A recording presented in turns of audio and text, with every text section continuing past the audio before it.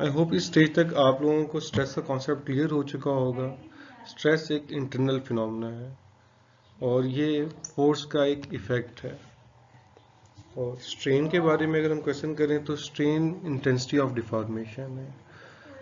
I wish कि आप लोग इस स्टेज पे स्ट्रेस और प्रेशर में, स्ट्रेस और फोर्स और प्रेशर में डिफरेंशिएट कर सकते हैं। इसी तरह आप स्ट्रेन में और डिफॉर्मेशन में डिफरेंशिएट कर सकते हैं। आप लोग नॉर्मल और शेयर स्ट्रेस में, नॉर्मल और शेयर स्ट्रेन में, स्ट्रेस और स्ट्रेन में डिफरेंशिएट कर सकते हैं। इन कॉन्सेप्ट्स के बाद कॉन्सेप्ट आता है ट्रू स्ट्रेस का। देखिए, स्ट्रेस होता है फोर्स पर यूनिट एरिया। हम नॉर्मली जब ये कैलकुलेशन स्टार्ट करते हैं, जब ग्राफ बनाते हैं, तो उसका तो हम ये कहते हैं कि आपका जो स्ट्रेस एरिया है, क्रॉस सेक्शनल एरिया, वो ओरिजिनल एरिया है, उसी से हम डिवाइड करते हैं। लेकिन जब आप किसी स्पेसिफिक पॉइंट पे, स्पेसिफिक टाइम पे देखना चाहें, तो उस पॉइंट पे आप देखिए फोर्स लगने के बाद किसी भी एलिमेंट का क्रॉस सेक्शनल एरिया चेंज हो चुका होता है। अगर हम उस चेंज एरिया की बेस पे कैलकुलेशन करें तो वो ट्रू स्ट्रेस और ट्रू स्ट्रेन कहलाएगी। स्ट्रेस एंड एनालिसिस के लिए हम यूनिवर्सल टेस्टिंग मशीन यूज़ करते हैं। एक टिपिकल यूनिवर्सल टेस्टिंग मशीन आपको डायग्राम में दिखाई गई है।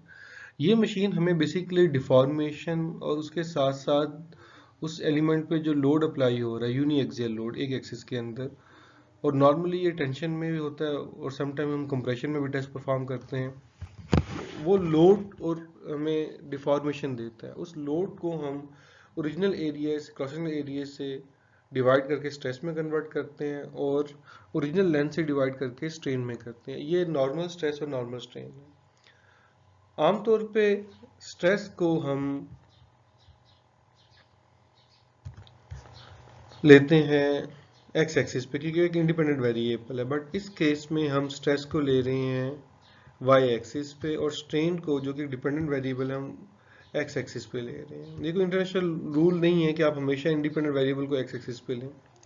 बहरहाल आप ऑब्जर्व कर सकते हैं कि up to that point A ये लाइन स्ट्रेट है। इट मीन्स कि जितनी आपने फोर्स स्ट्रेस अप्लाई की उतनी ही स्ट्रेन प्रोड्यूस हो रही है। इस पॉइंट तक जो लाइन की स्लोप है, मटेरियल की प्रॉपर्टी है, बिटवीन रिलेशनशिप है between stress and strain, it is called Young's modulus और मॉडुलस ऑफ इलास्टिसिटी। अगर यही चीज हम शेयर स्ट्रेस और शेयर स्ट्रेन में करें तो वो मॉडुलस ऑफ रिजिडिटी बन जाता है। इस पॉइंट के बाद स्ट्रेस और स्ट्रेन में रिलेशनशिप तो मौजूद है, बट वो रिलेशनशिप लीनियर नहीं रहता, जैसे कि सी और डी पॉइंट पे दिखाया गया। इन पॉइंट को फाइंड आउट करने के लिए डिफरेंट हम टेक्निक यूज करते हैं स्ट्रेस स्ट्रेन रिलेशनशिप को। लाइक पॉइंट सी के ऊपर अगर हम एक टेंजेंट ले लें, उस टेंजेंट की जो स्लोप निकालेंगे तो उसे हम कहेंगे टेंजेंट मॉडुलस। इसी तरह जब हम पॉइंट डी पे जाते हैं और डी पॉइंट पे स्लोप को कैलकुलेट करने की कोशिश करते हैं, तो उसको हम कहते हैं डी को इनिशियल पॉइंट से कनेक्ट कर देते हैं और इसे हम कहते हैं सीकेंड मॉडुलस। सीकेंड मॉडुलस जब हम ऐसे मटेरियल को स्टडी करते हैं जहाँ पे एग्जैक्ट यील्ड पॉइंट नहीं होता, यील्ड स्ट्रेंथ जिन मटेरियल की होती है, आगे हम इसको डिस्कस करेंगे, तो वहाँ पे सेकंड मॉडुलस हमें कैलकुलेट करने में बड़ी हेल्प करता है। जैसा कि आप देख सकते हैं हमने स्ट्रेस स्ट्रेन रिलेशनशिप में ग्राफ ड्रॉ किया। अगर आप ऑब्जर्व करें कि हम कंटिन्यूसली लोडिंग और अनलोडिंग करेंगे तो एक पॉइंट ऐसा हमारे पास आएगा कि हमारी जो ये कर्व ओ ए है, मटेरियल इसको फॉलो नहीं करेगा, बल्कि वो इस दूसरी कर्व को, बीसी वाली कर्व को फॉलो करेगा और इसमें एक प्लास्टिक डिफॉर्मेशन प्रोड्यूस हो जाएगी दिस वन।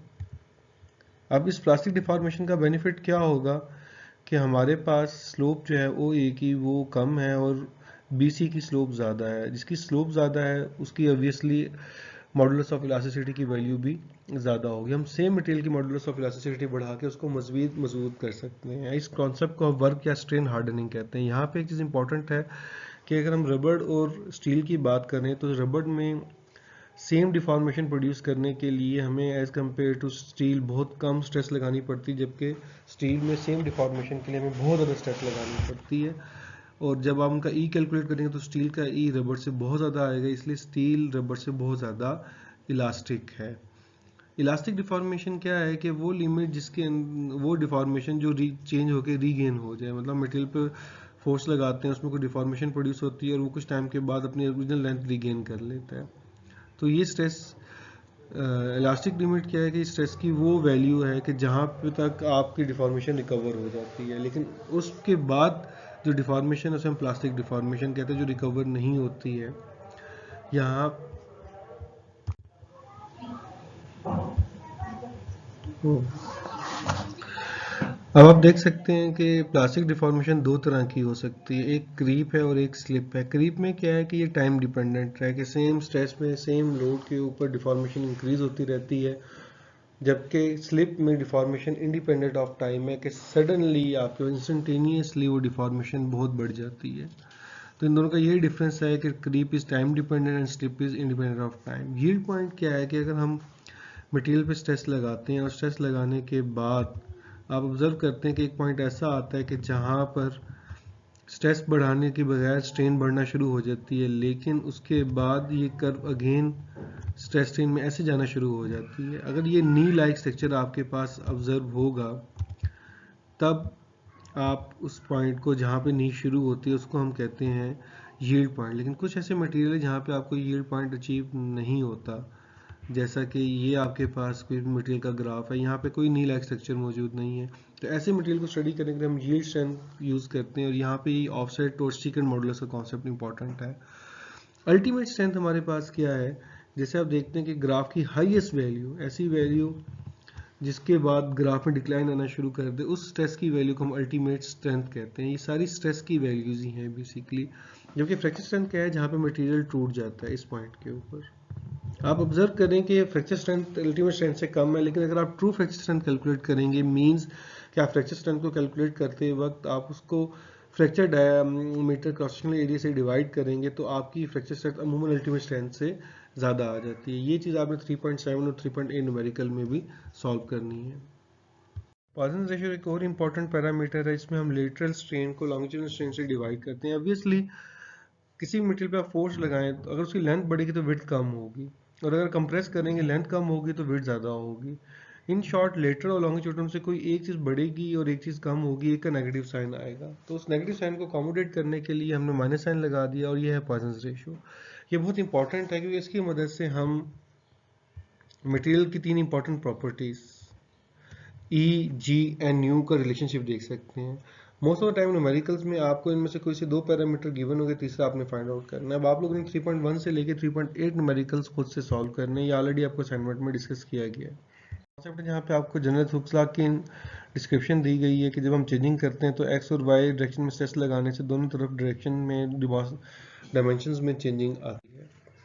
यहाँ पे आप इस तरह के फार्मूले देख सकते हैं कि एप्सिलॉन एक्स सिग्मा एक्स के साथ विद रिस्पेक्ट टू न्यू रिलेट करती है, और अगर हम टेक्निकली देखें तो एप्सिलॉन एक्स की मदद से हम मटेरियल प्रॉपर्टीज को यूज़ करते हुए सिग्मा एक्स और सिग्मा वाई निकाल सकते हैं। ये वो मेथड है जिसकी मदद से हम स्ट्रेन को यूज़ करते हुए स्ट्रेस को कैलकुलेट करते हैं, क्योंकि स्ट्रेन को हम प्रैक्टिकली मेजर कर सकते हैं बट स्ट्रेस को हम प्रैक्टिकली मेजर नहीं कर सकते। आपके केस में ये जो दो इक्वेशंस हैं ये इंपॉर्टेंट हैं, आपने इन दो इक्वेशंस को जेनिशन करना है। पेपर में ये गिवन होंगे लेकिन आपको उनका कॉन्सेप्ट क्लियर होना चाहिए कि आप 2D में काम करेंगे तो आपने इन दोनों को यूज़ करना है।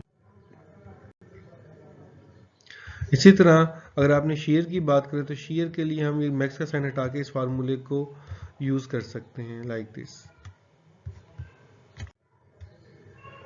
ये कुछ और इम्पोर्टेंट फार्मूले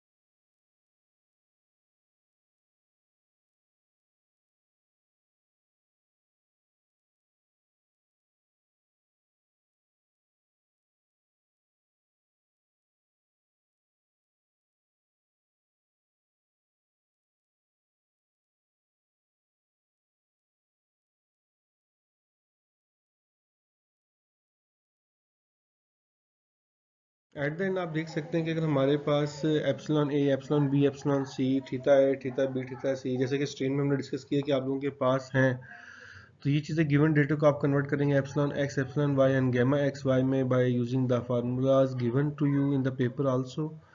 और उसके बाद हम इनमें से जो हमारे पास वैल्यूज आएंगी उनको हम sigma X, sigma Y, tau X Y को इन फार्मूला से कन्वर्ट करेंगे। फिर बाकी आप प्रिंसिपल स्ट्रेसेस में कन्वर्ट करना है, फार्मूला से कर सकते हैं, मोहर सर्कल से कर सकते हैं, दोनों से कर सकते हैं depending upon the conditions given you in exam. और उसके स्ट्रेस को ड्रॉ करने का तरीका हम ऑलरेडी डिस्कस कर चुके हैं।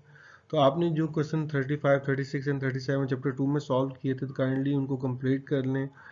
उनसे आपने कन्वर्ट करना है स्ट्रेसेस के अंदर। आपको वैल्यूज़ गिवन है क्लासरूम के अंदर कि आपने उनमें ई की वैल्यू क्या यूज़ करनी है, जी की वैल्यू क्या यूज़ करनी है, वहाँ से न्यू निकालना है या नहीं निकालना। ये चीज़ें हमने क्लास में डिस्कस कर चुके हैं। आप इनको यूज़ करते हुए इन क्वेश्चन को सॉल्व करेंगे और सॉल्व करने के बाद आप इनको अपने असाइनमेंट में सेव कर लेंगे।